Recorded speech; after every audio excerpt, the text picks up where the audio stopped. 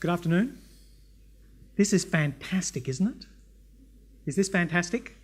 It's a Monday. I'm a professor. You're an audience. Does it get better? Fantastic. What was the song? Who was the song by? Coldplay. Somebody young in the audience over here? The rest of you with furrowed brows? Furrowed because you couldn't recognise who the band was, and furrowed because you may be of an age where that band doesn't register with you. What was the song?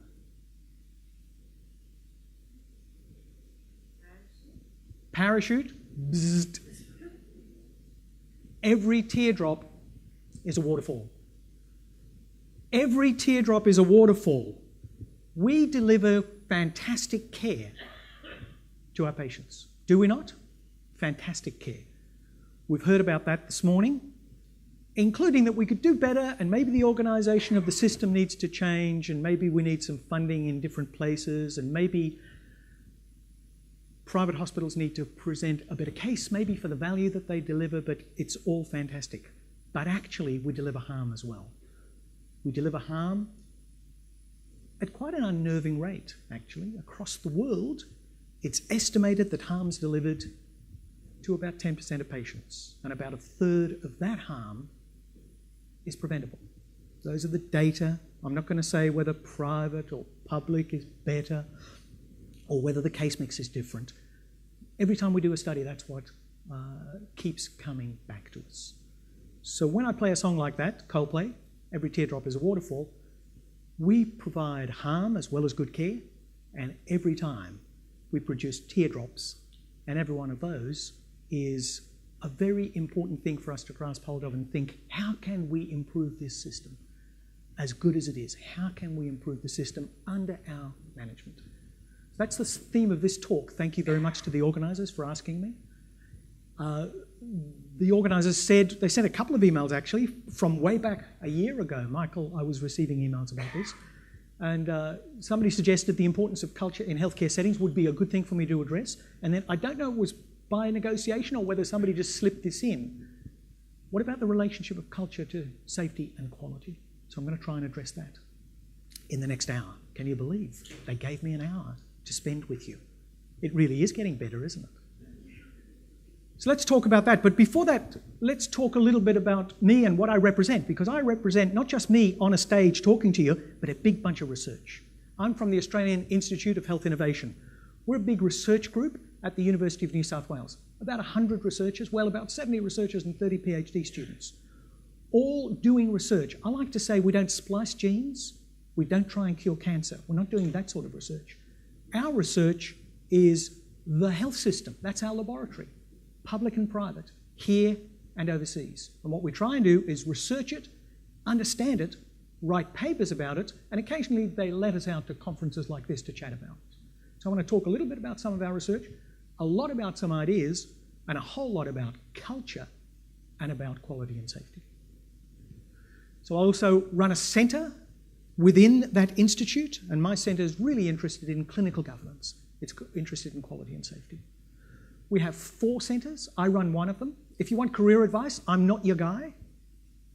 I've got the job of running the institute, and I forgot to duck, and I'm also running one of the centres in the institute.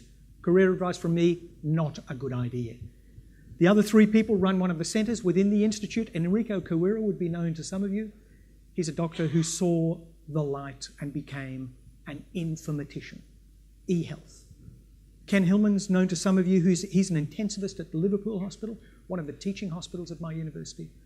And he's an intensive care specialist who's interested in medical emergency teams and death and dying, including advanced care directives, which we heard quite a lot about this morning. And Joanna Westbrook's an epidemiologist. She's interested in creating safe systems of care and does a lot of research on medication safety. That's by way of the steak knives. If you want more information about us or the research we do, happy to put you on our list and give you our occasional update and newsletter. But we're not here for me to talk about me. We're here for me to talk about culture and to engage you in a discussion, I guess. So culture is a very interesting organizational characteristic, an attribute of organizations.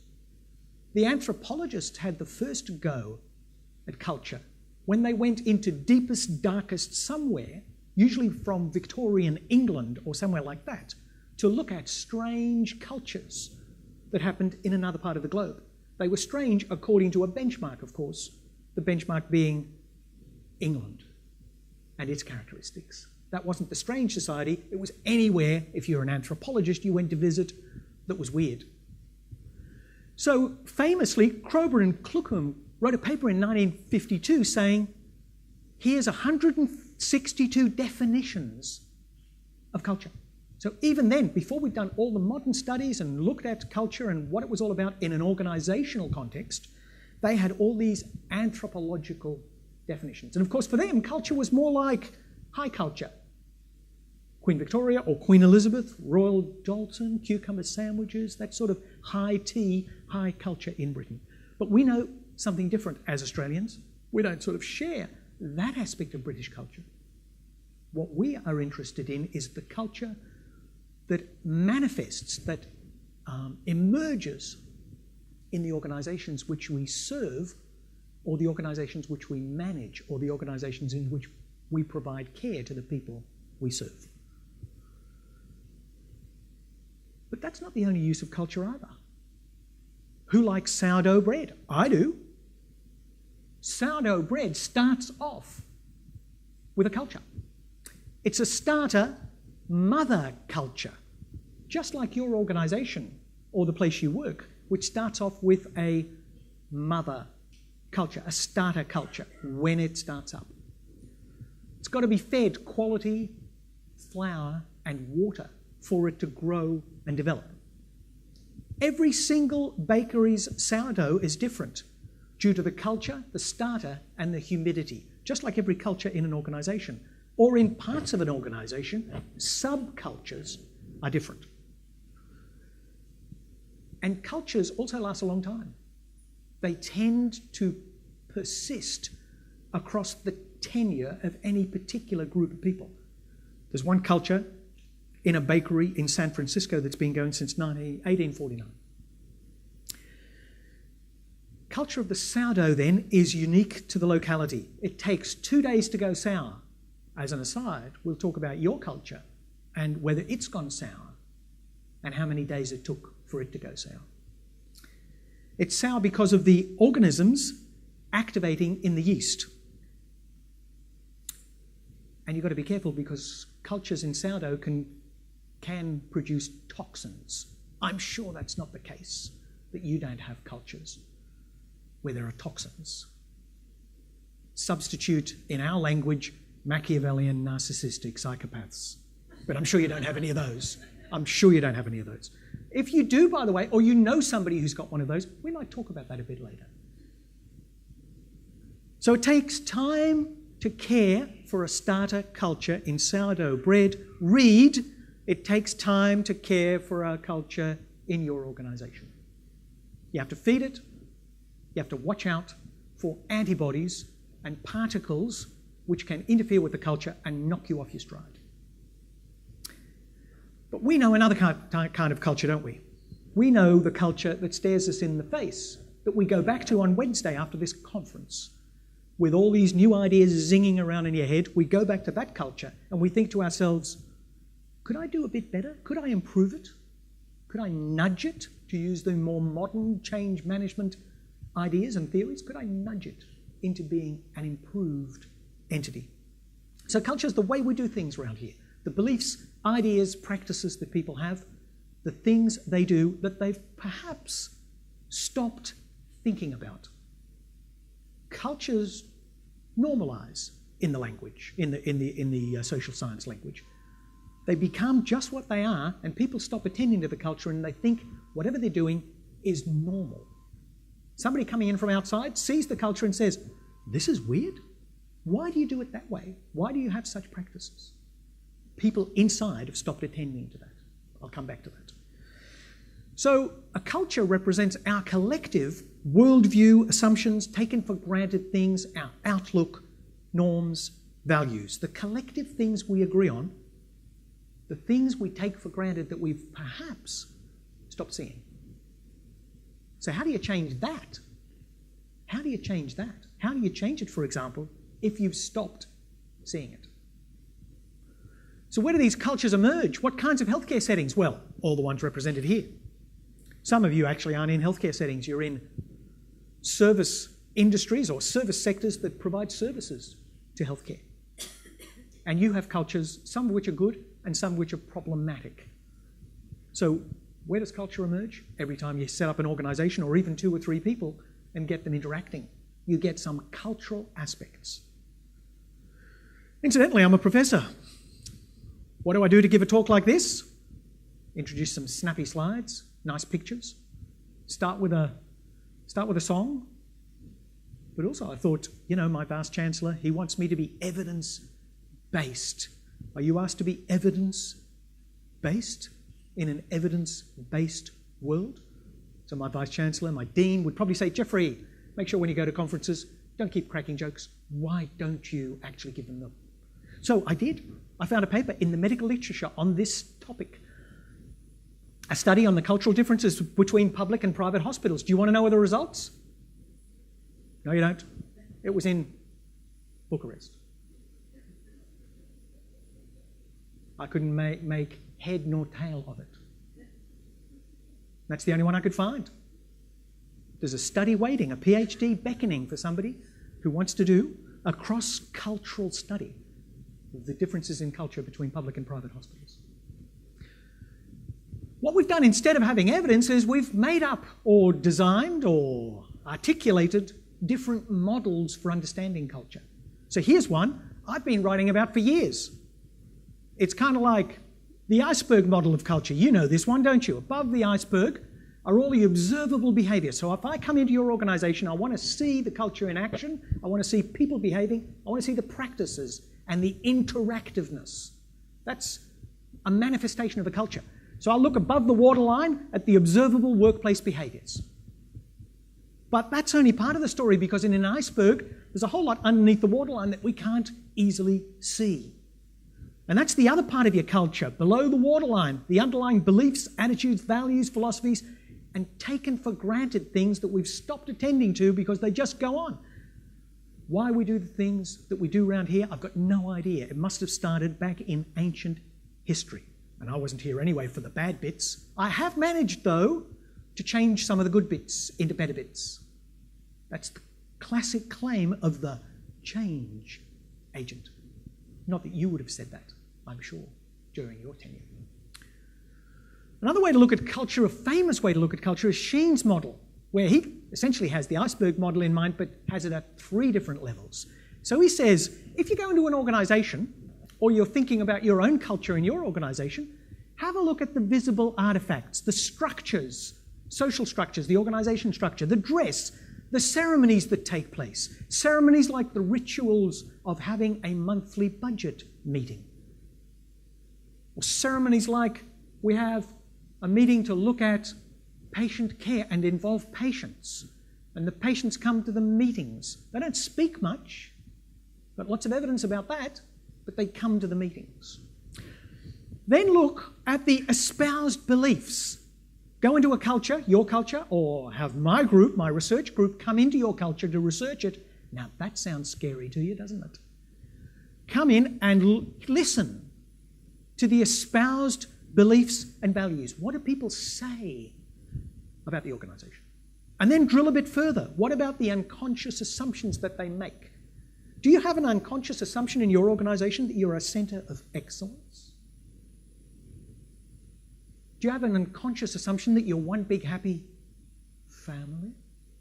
Because when I go into organisations of the kind you represent, I find that, well, maybe it looks like one big happy family, but there's an awful lot of disputation going on and undercurrents of disagreement. Well, maybe that is a family, not necessarily a happy one. And do you make unconscious assumptions like we're the best around? Because the moment you do that, I suggest to you, is a time of great weakness, because complacency may have set in. The other thing is the number of organisations that I know in Australia in the health system that say they are a centre of excellence and believe they are above average is absolutely startling. Especially when you think in any particular group, half of them are below average. You know about that, don't you?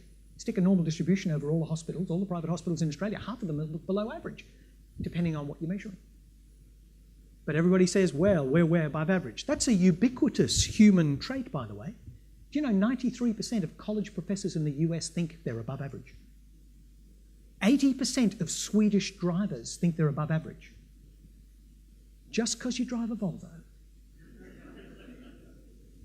doesn't mean you're an above average driver. If you want to think about your entire organisation rather than the subculture of your wards, units, departments, whatever you have in your organisation, you can think about a model like Quinn and Rohrberg's. And I've left this in the slides for your interest. I won't really lecture on it. Suffice to say, you can have different kinds of cultures at the organisational level. Is your organisation a kind of clannish sort of place? Old school tie? You have to be part of the original people who started it to be represented in the executive suite? Or is your organisation a kind of creative, adaptive risk taker wanting to develop the product and get out there on the front foot? Or is it hierarchical, a bit like those public hospitals that we talk about, that are sort of hierarchies, where you've got to ask somebody else for permission to send someone on leave? Or is it more rational and competitive and acquisitive and wants to take over other kinds of organisations and build the empire? Now, you might be thinking, well, mine's a bit of all of those. That's true. But this kind of research by Quinn and Rohrberg suggested that most organisations fit into one of those as the dominant paradigm for that organisation. So which one are you? And is that the right culture for the kind of organisation or company that you are? Do you want to switch from being, say, overly hierarchical into a clan culture or a rational or a developmental? That kind of model suggests what kind of culture are we at the organisational level and what could we change to? This isn't an analysis like we did this morning of finances or the structure of the organisation. This is about the culture, the fundamental essence of who we are and what we do. And if you like all of that, well, buy the book. It's an excellent book, Culture and Climate in Healthcare Organisations, edited by Jeffrey Braithwaite, Paula Hyde and Catherine Pope. Got to do a bit of commerce, haven't we? Do a bit of trading, a bit of business. Isn't this the APHA? So that's one of the most turgid books I've ever written, and cures all known forms of insomnia thrown in for the price. It's all about theory and deep, dense studies of culture. So forget that. Forget the academic book. Why don't we do something about this? Why don't we work with some of these ideas? So let's say you run a part of a private health system, a private hospital, or you work as a manager or director of a division, or you have some quality or patient safety or other role, and that's why you've come here. So you want to change, that is, influence, shape, intervene, manipulate, alter the culture. What would you do? What would you do tangibly? Well, I've summarised into one PowerPoint slide all the received wisdom of that, because that's why you have professors, isn't it? To do all the hard reading and summarise it into a PowerPoint slide for you. So I've done just what I'm required to do by the organising committee. That's why you have professors. So here's some observations from me about what you can do to nudge or change or alter or manipulate your culture. Should you want to? Most people tell me after a talk like this, yes, we do. Use a model. Which one? Maybe the iceberg one appeals to you, or Sheen's, or you want to change the whole organisation. You want to have a look at what cultural type are you based on Quinn's work, and then what cultural type should you be? And I'm going to try and move the whole organisation, shifting the Titanic maybe, or the oil tanker is a better metaphor, shifting the oil tanker from one kind of cultural type to another. You can't do it on your own, even if you're the CEO. You need to enrol colleagues and supporters. There will be some in every organisation. You have to create, in fact, a critical mass, because what you're trying to do is change the very people who are the culture into a different culture. So you have to enrol people. You have to have a plan and a vision for what the culture might be in the future. I'm a researcher, and I always say to people, take some baseline measures. Otherwise, you'll get 3 or 4 years down the track implementing your new strategy and you won't know where you came from. How many times does that happen in health? More times than I can poke a stick at. I keep telling the policymakers, excuse me if you're a policymaker in the audience, do not introduce any more new policy initiative, hand hygiene, hand whatever it might be, including at the Australian Commission on Safety and Quality in Healthcare, which a previous speaker would refuse to name. But take some baseline measures first. You keep intervening in the system. And with respect, you keep intervening in your hospital without having baseline measures to measure 3 years or 4 years or 5 years later where you've been coming from and where you are now. And then go to it. Try to change things. Try to change things. So that's okay, but we can stop that bit of riff on culture and move to something else. Because this talk wasn't just about culture, it was about the relationship of culture to safety and quality. So what you might say to me in response is, Jeffrey, haven't we done all this? Haven't we looked at our cultures endlessly? Isn't that what management and leadership's job is? To keep constantly refining and improving the system, changing it across time? We've actually, in safety and quality, in public and private sectors, done all of this. We've run safe to try and tackle patient safety and quality. Safety improvement programs, root cause analyses, incident monitoring, medical emergency teams, rapid response systems, accreditation, credentialing, standards, policy by that organisation that didn't want to be named, guidelines, procedures, checklists, restructuring, inquiries when things go wrong, try harder, hope, and insert your favoured strategy here if I haven't covered it already. We've tried all of those, but you know what? Safety and quality, the quality of care and the levels of harm delivered to patients across the world, in your sector as well, are the same as they were 20 years ago. Now that may be a success because we're treating people with far more comorbidities who are much sicker and older than they were in the past, and we're giving them the same interventions. However, the reality is there's no study that's shown across an entire health system, at the systems level, a change from this level of harm to this level of harm across time. So we've tried all of this with patient safety and to improve quality with no measurable difference in outcomes. Wasn't it Einstein who said, doing the same thing over and over again and expecting a different result is madness? Or something like that. So why have we done all this? Why have we set up this entire amazingly complex industry to try and tackle something? Because the incidence of harm, which remains with us at quite a high level, hasn't really budged. The chances of experiencing an adverse event in ICU, 1 in 2, being injured if you fall in hospital, 1 in 2, experiencing an adverse event or near miss, just an adverse event or near miss, 1 in 10, complication for medication or drug, 1 in 20, and so on and so forth. I can give you data and figures and numbers until they come out of my ears. But they haven't changed. They haven't changed much in 20 years. There have been some celebrated successes, but they're very narrow and specific, like checklists in theatres. But they're not systems-wide and they haven't moved these data. So it's been like that for 20 years. There's the other side of the safety and quality problem too, and I'm not sure if you saw our studies in the Medical Journal of Australia in 2012, where we looked at how appropriate was the care in Australia. This got us into huge trouble. We did 480 media appearances, or really it was more like we got chastised by the media and other people who wanted to use the media to chastise us about this study a couple of years ago, almost a couple of years ago. We looked at the level of appropriate care delivered in Australia. That is, care in line with evidence, level 1 evidence, or guidelines. So we got 22 common conditions. We looked at the care that was delivered in Australia, across Australia, public and private, general practice, hospital-based, and we looked at how appropriate was it. How to what extent was it in line with evidence, level 1 evidence, wherever there existed level 1 evidence, or consensus-based guidelines, which doctors have themselves agreed that's the care that should be delivered and encoded them in guidelines? The answer, about half. About half, 57%. Now, I don't know if you think that's a success or a failure. I get two kinds of people at conferences when I say those data. Some people say, well, I didn't think it'd be that high. Let's call those the pessimists. Other people say, how dare you insult the Australian health system? And yet other people say, that's pretty good. That's pretty good. So it's 57%.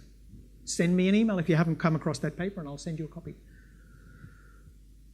So there is evidence though, and now I'll get a bit more optimistic now that I've plunged you into despair. There is evidence that higher levels of group culture, that is people working collaboratively together, is associated with better levels of safety climate, which in turn is associated with better care. But that requires you to build a culture of safety, and that's not easy. So what's that about? That's about creating partnerships, having good relationships. It's about, spoiler, it's about teamwork. It's about teamwork. So I'm going to ask you a question about teamwork shortly. Also, it's prioritising education and research around patient safety and providing decision makers with tools to make good decisions, and reporting and analysing and evaluating adverse events. It's all of those things. So that's okay. So what the story so far is, I've tried to paint a case that culture is something that's hard to change, but it's possible to change it, and there's some models to help you think that through and do it. What we're trying to change culture for is to improve workplaces, including to try and improve quality of care and safety for patients. That's the story so far. And what I've also suggested is, if you have a good culture and you base it on teamwork, maybe that will improve quality of care and patient safety. Most people, I think, would agree with that line of logic. I don't have any randomised trials where one group has been randomised in and another group is a control group and then compared the two. But there's pretty good rational and other evidence to suggest that that's doable and achievable. We can produce better workplaces under our management. So the next question is, well, what underpins this sort of thorny construct called culture? This weird sociological thing that I'm describing by use of the word culture? Well, the answer is people and networks, people and the way they network. So let's just explore that for just a little while. What's a network? A network is a bunch of things connected to each other. So there's lots of them. There's communities, there's rail systems, there's all those wires that go in the back of computers that Peter and John over here doing the IT for us know all about and seem to enjoy and like. There's parts of you, the system that's you, physiologically and anatomically, are networked up, your brain especially. And there's people. There's networks everywhere you look. This is a famous diagram of Dunbar's idea of networks, which is everybody, this includes you, in the middle of your world have a core group of intimates. And that totals about 3 to 5. Those are your very, very reliable close friends. Often they're your life partner. Sometimes they're not. But the close group of intimates who you would trust, and you know they're there for you no matter what happens in your life in the roller coaster of life. You know that group? You know that group? Moving on from there, you've probably got about 10 to 15 close friends. 10 to 15 close friends. In your organisation, this also goes because you've probably got 2 or 3 people in your organisation who you work with intensively on a day-to-day basis. And then beyond that, you've got 10 or 15 maybe people who you, up to say 10 or 15, who you work with on a regular basis, daily, and you've come to know and maybe trust. Maybe not, of course. At about 150, that's the number of people with whom you can have a meaningful relationship. That is, they know you, you know them, and you can talk to them in your organisation or the division of the organisation that you work in. After that, in traditional societies, 500 was seen as a number of people in a clan, a large, very large group that might come together once a year to have a big corroboree or a big meeting. Read annual general meeting if you're in an organisation large enough. And then 1,500 is about the maximum number of people for whom humans can put names to faces, including Brad Pitt and George Clooney and what's that Jolie's woman's name? Yeah, just kidding. I know her name. So, in organisations, that's probably the concentric circles around you in your cultures that you have a relationship with and you can know, up to about 150. That's Dunbar's number. But one of the things that should occur to you, or I may encourage to occur to you, is who are the people who are absolutely there for you no matter what happens in your organisation, and who are the people that you're there for no matter what happens in your organisation? Most of us discover on inspection of that question that there's only a few. There's only actually a few. There is a handful, maybe up to 10 to 15, but for most of us, maybe even only 2 or 3 people in our inner circle. Those are very treasured relationships because your career, as you know already to get to where you are now, and in the future, will go through a number of roller coaster ups and downs. Everyone's does. So the ones for the future, when you go through the roller coaster rides that inevitably will happen to you in your career, those close people, either in your circle of friends and family outside of work or inside of work, are very, very important. They are the bedrock for you culturally. They are there for you when it counts, and you're there for them when it counts. And what's surprising, and probably the research evidence is showing women are a bit better than this than men, those are the people who are there when you need them. Treasure them. It's also the case that it's not just your local sort of networks that count, but the world is full of linked things. Networks on networks on networks. And so here's a graph that shows somebody trying to network a whole lot of organisations and the relationships between people. And just remember, the dots are people, like Robert and James or whoever, and the lines between them are connections between them. Technically, they are nodes and vertices, but you don't have to worry about that if you're not doing research in this area. They're people and connections. There's also this notion of 6 degrees of separation. The caption says, 2 people on a desert island, hey, I have an Aunt Shirley from Toledo too. There's this notion of 6 degrees of separation. But although you may not know somebody, you're only 1 degree of separation, or 2 degrees, maximum 6 degrees away from them. The research evidence is actually suggesting that you're really only 3 degrees of separation from anybody. So you meet somebody who's a complete stranger in an organisation that you're visiting. And the people that you meet seem like weird strangers. There's probably some connections with them through 1 or 2 intermediaries in your life that give you a direct connection with those people. You just don't know that.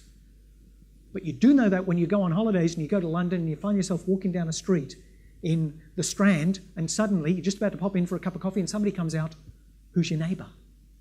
Or somebody you used to work with. And you think, my God, isn't that a coincidence? Well, actually, no. Network theory tells you that's going to happen because there's only a couple of degrees of separation between you.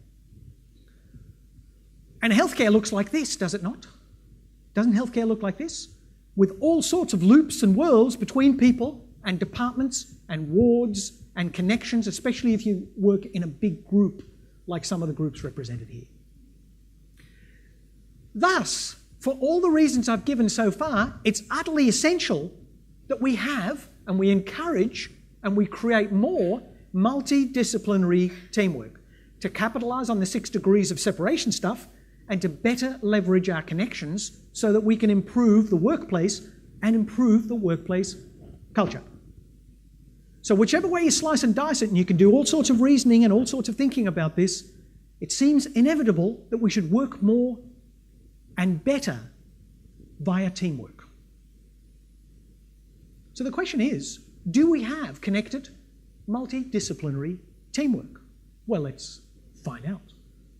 This may be difficult for you to answer because we're going to put this to a vote if you are currently sitting next to your boss. Who's ever worked in a well-connected, multidisciplinary team of the kind I'm describing. Voting is open.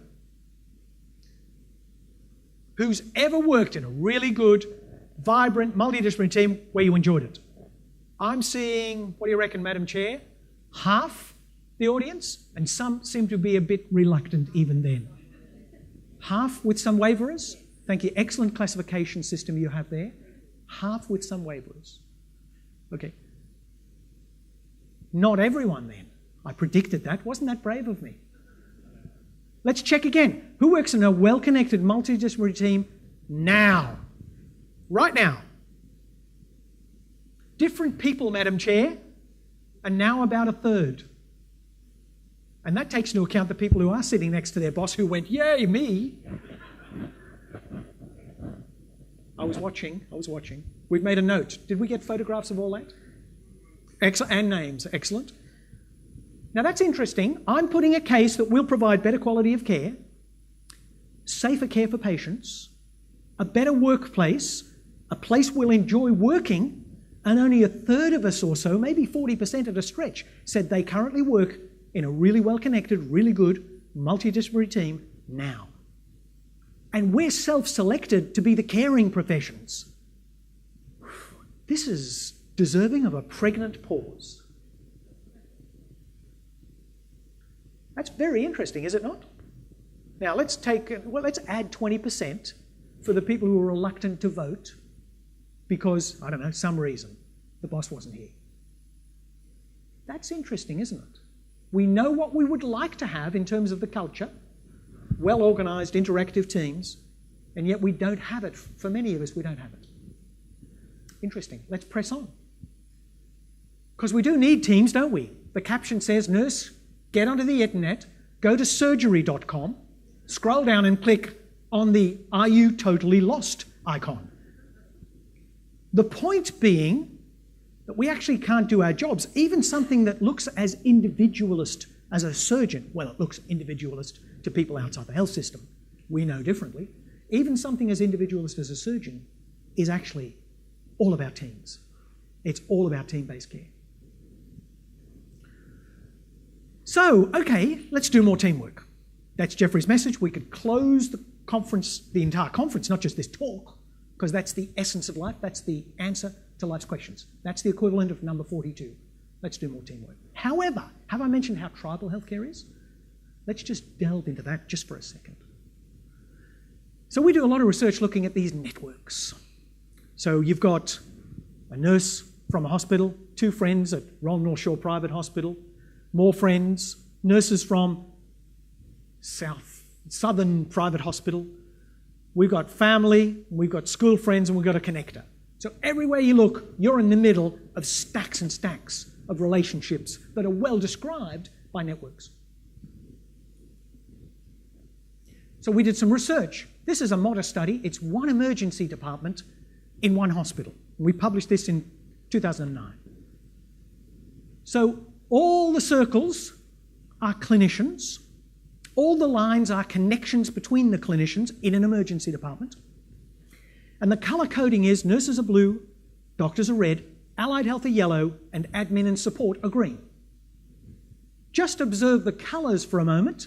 By the way, this network is created because we asked people, who would you go to if you had a problem? Who would you go to if you had a problem? And this is what they said. So lots of people would go to lots of people if they had a problem. So it seems like a pretty good culture at first glance. But just attend to the colours for a moment. Who would you go to if you had a problem? Someone like you. Somebody in your, dare I say, tribe? Dare I say tribe? The blue dots go to the blue dots, the red dots to the red dots, that terrible green colour to the green dots, and so on and so forth. Who would you go to if you've got a problem? Someone like you. It's got a technical name. It's called homophily. Homophily. We know it by another title that your mother probably said. She said, birds of a feather flock together. So then we asked this same group of people in an emergency department, who would you go to if you had a medication problem?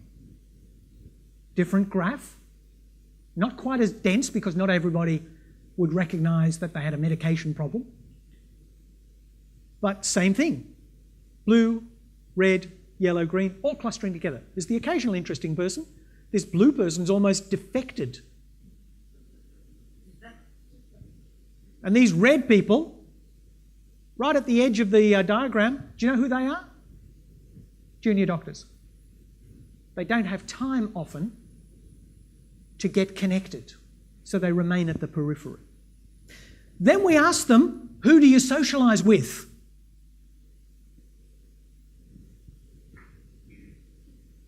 It's less dense a cluster, isn't it? I mean, you might have to work with them, but you don't have to lunch with the bastards. You don't have to go out with them, do you? You don't have to socialise with them. But look at the colours again. Who do people go to lunch with and have dinner after work?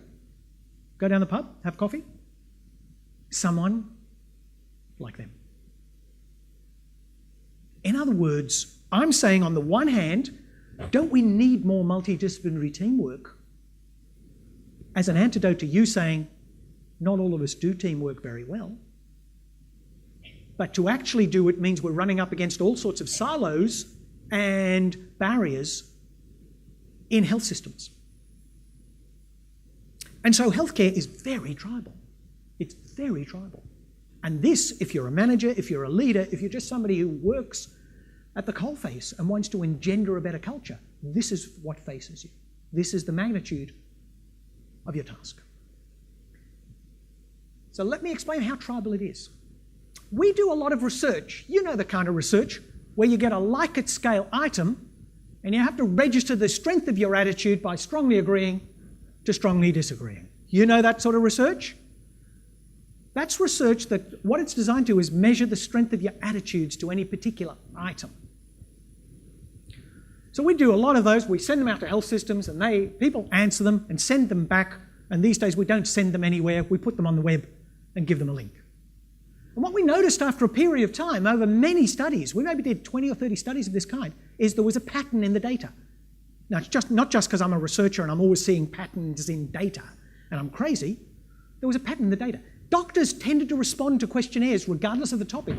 Strongly agree or strongly disagree. Not much in the middle. They either strongly agreed or strongly disagreed. It even turned out that we sometimes would go back and do some follow-up research and ask people who'd filled in our questionnaires about the topic of the questionnaire they'd filled in. And sometimes the doctors didn't know much about the topic. But it didn't stop them strongly agreeing or strongly disagreeing with the questionnaire. Why? Because doctors, as part of their culture, by necessity, have to either be decisive or appear decisive. And so therefore, when they get an item on a questionnaire, they'll strongly agree or strongly disagree cheerfully. But don't you nurses laugh? Because we asked nurses a lot of these questionnaire sort of surveys too. And they tended to cluster. They tended to, I've got to be careful about this at this time in the afternoon, they tended to flock. If you've got nurses responding here, you've got a whole pile of them zooming in and responding there. If you've got them responding here, they all piled in too. And here. So nurses tend to respond in a block. Somehow they'd worked out the answer to a questionnaire, even though they didn't know what the others were putting in the questionnaire. There's some sort of nursing voodoo stuff going on, where they can't all know collectively what everybody else who's a nurse is going to do to answer this questionnaire. Whereas the doctors had none of that namby-pamby stuff. The doctors didn't give a stuff what was happening to the other doctors and how they were responding to the questionnaire. They just knew they either strongly agreed or strongly disagreed with this item on this questionnaire. Allied health staff, if you're laughing, that's assuming you're represented here at this conference. It's hard to get conference leave if you're an allied health professional, isn't it? So you may not be here. We'll check back on that shortly. They tend to respond in the middle. They tended to respond not decisively strongly agree or strongly disagree. They tended to respond in the middle. Why? Doctors have to be decisive. Or, if they're not, to stay being a doctor, you become relatively decisive. Nurses, somehow, through connections, links, networks, tend to know what all the other nurses will respond like. And allied health, they haven't got any power. They aren't the power maker. Doctors have the power because, well, they're the doctors. Nurses have the power because, well, they're collectively the biggest group. Allied health don't have much power, so they tend to gravitate in their questionnaires to roughly in the middle, without strong views either way. Now, we laugh at that, and I've presented it, I hope, in a little bit of an amusing way, but I think it's telling us something fundamental, because on the one hand, I'm saying we need more multidisciplinary teamwork in the cultures that we inhabit or preside over, but on the other hand, it's going to be tough, given the characteristics of health. So just how networked and tribal are we here then? We here in this audience? Well, let's find out in the last few minutes. Let's find out just that. Here's a map of this room. And what I would like is for you to take that map and just transfer it across to here. And I'd like you to move to where you're represented. In other words, I'd like the policymakers to go up there. I'd like the leaders and managers to come here. I'd like the regulators to be over here. I'd like the media, you'll have to move up to there, with all your friends. Insurers, I'd like you to be here. Others, I couldn't think of, I ran out of titles for people. Others, you can go here. Allied health professionals here. Doctors, nurses, and patients over here. Please move now. Go and join your group. Okay, let's have a little bit of a look at who we've got on board. So, could the policymakers identify themselves, please?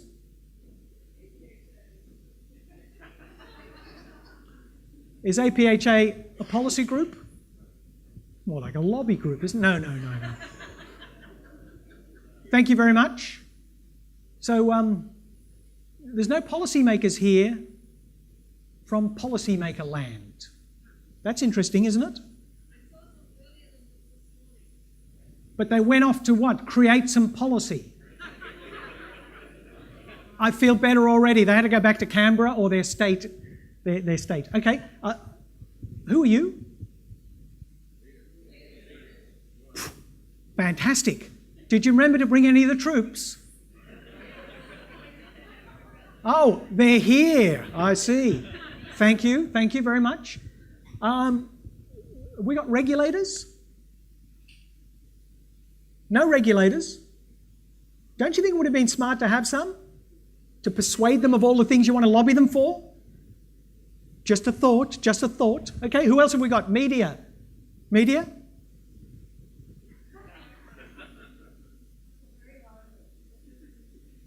You're disproportionately powerful, let me tell you. Insurers? Thank you, insurers. Which sort of insurance agencies? Companies? Yeah. Bupa? HCF? Okay, thank you. Do you feel outnumbered a bit when you look up there? Others? Oh, that's interesting. Did I classify you as others and I should have had more categories? What are you? Yeah, sure, I know. Nothing's perfect. Yeah? Accreditation, safety and quality, thank you. Is that it? Device, yeah. Is that regulation or is that different sort of device? Industry. Okay, thank you. Okay, allied health professionals should be about here. So you want to create multidisciplinary teams, but you forgot to bring one of the key people to our presence. That's interesting. Doctors?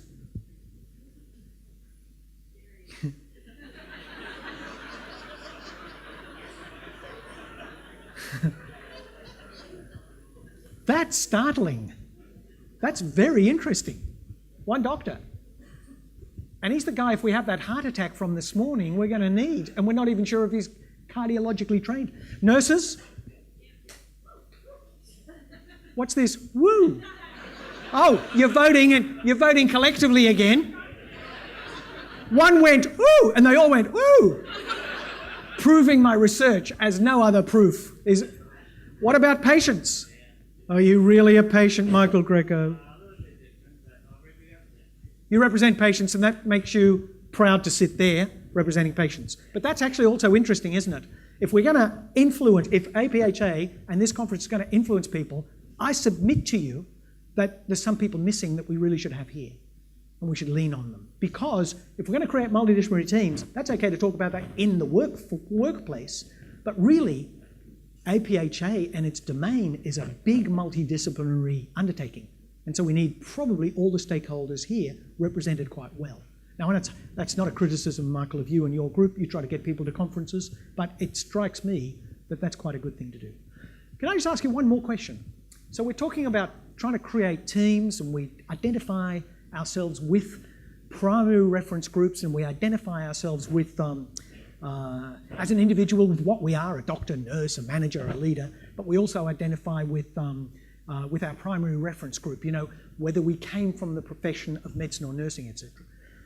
How many people do you know, this is my last question, it's almost a rhetorical question, how many people do you know in the cohort you're now with compared to people in the other cohorts?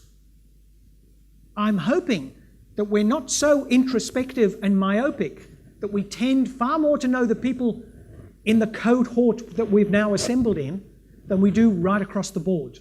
I'm hoping that's the case, because that would be very encouraging for this conference and for APHA. Thank you very much indeed.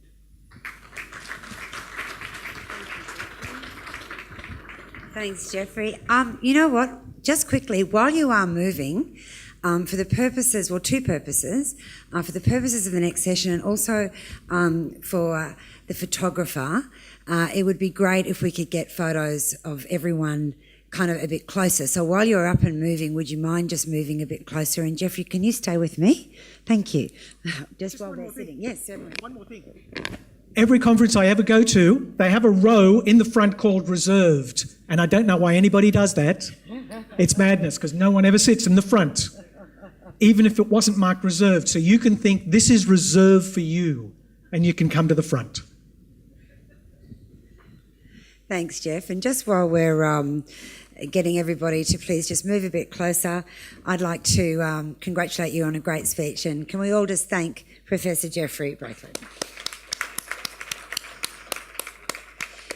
Now, we are going to have some questions. There was one thing that I would you want to come back up? Thank you. You're not allowed to run away yet. It's really interesting. I think a lot of the things that you said could have been easily transferred to a lot of workplaces, including my own, which is the Courier Mail. And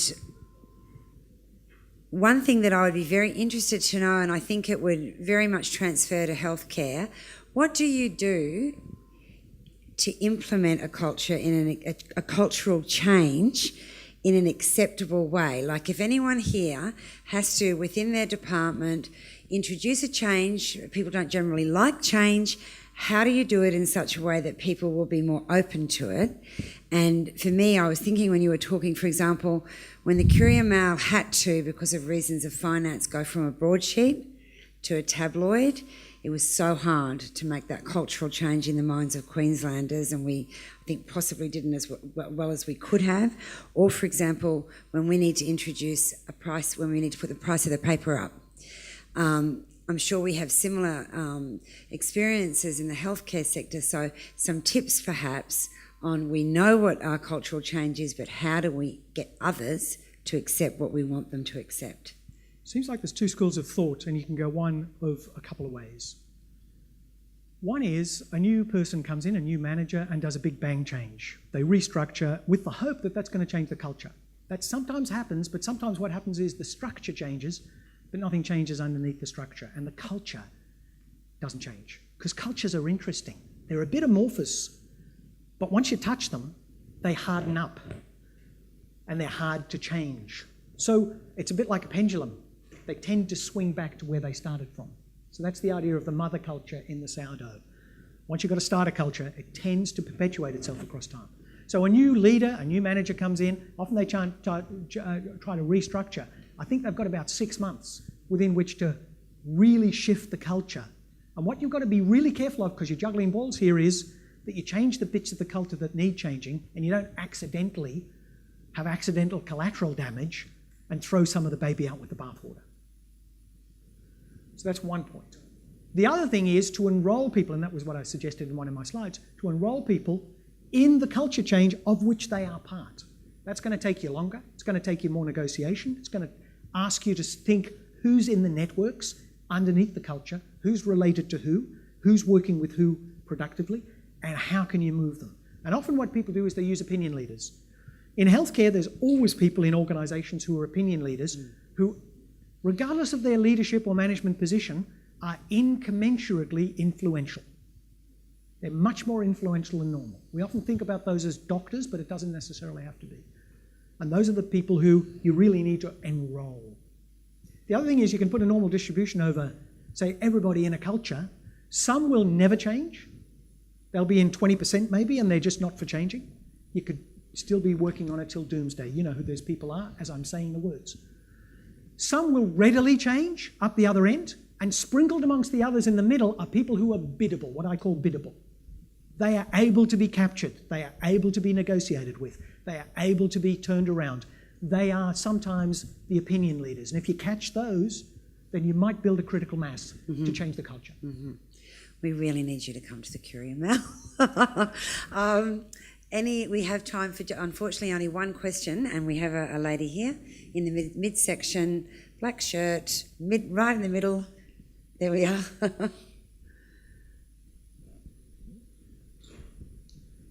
Hello, I'm interested in, is there any research into online communities and how that plays out in a workplace setting and changing culture? There probably is, but I'm not qualified to speak on that. I mean, the received wisdom is social media is really changing the dynamics, especially of Gen Y or whatever letter we're up to now as new people come into the workplace. So they're really much more digital, much more, doing multimedia all the time as just part of what they do. I'm sure that's having an effect, but I haven't read the literature. And that probably seems a good time for me to mention you can hashtag APAH Congress. Except I suspect there's a great PhD there for somebody. I'm just being a professor, okay? Never miss an opportunity. Please join me, everyone, in thanking Professor Jeffrey Baker. Thank you.